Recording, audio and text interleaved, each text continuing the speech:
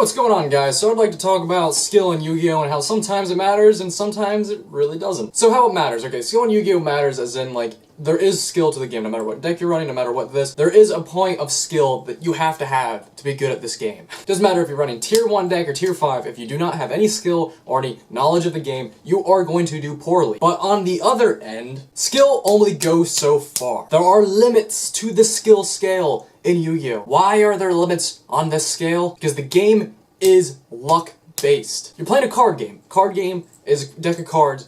You can't select which ones you draw. I mean, there's cards that make you rearrange top of the cards on the deck and stuff like that, but it's like poker.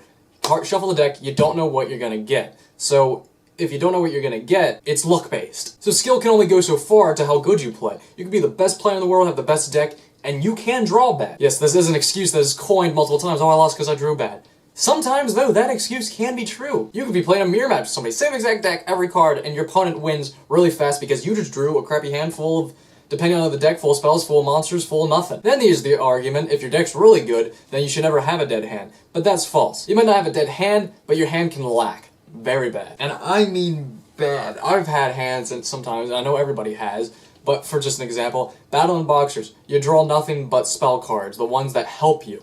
And then you keep drawing, and you just keep drawing your spells, and you're like, where are my monsters? I only have one Rhoda, so this isn't helping me out. Light Swords, you have a bad mill. You mill all the spells, and you only play, I'd say, top of 12 spells and Light Swords. So there's bad mills, bad draws, just all sorts of things that can go wrong. That is all luck-based. That has nothing to do with your skill, your deck, or anything. It is just purely that the didn't go well because it is luck-based. And luck-based games, even there are skilled players because you still have to learn how to play things with the cards you do have, and when there are good hands and everything's going fine, like you have good cards but your opponent has good cards too, that's where the skill kicks in. And then the luck will take over for the rest of it. And it's not luck like, oh, you have good luck. It's just drawing, stuff like that. It makes it's just not fluid. It's not like somebody who's really skilled and athletic that goes and plays football, and then they, well, you know, are good at it. Though you do get knowledge with Yu-Gi-Oh! And you do get better at it, but there's still luck.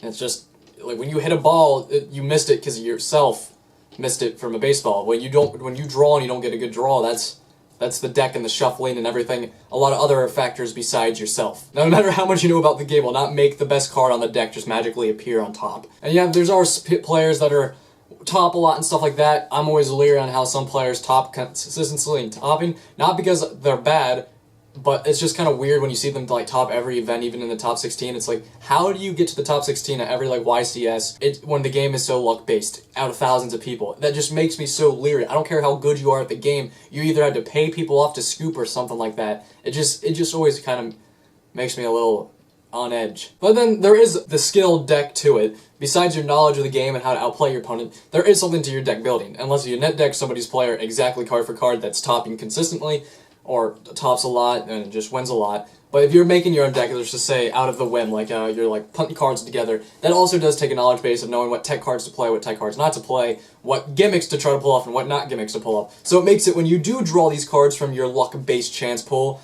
that it does help you out. But that's still a skill thing, and there is still more luck to it. So I just hate it when people are always like, oh, you're a bad player, a good player. A lot of people I talk to about Yu-Gi-Oh! Know about the game of Yu-Gi-Oh! It's not even misplays that they do. They have bad hands and they draw, and maybe it is their deck sometimes and like that, but it's not necessarily they're a bad player, it's just you drew bad, and that is an excuse that I know people use because it's a very widely used excuse, but it is something that is very true to all card games, not just Yu-Gi-Oh! It's a short little rant. I want to know what your opinions are on skills and pros and all that, deck building and luck in Yu-Gi-Oh! Down below. I'm interested to see your thoughts on it. And I'll see you later, guys. Thanks for watching. Peace.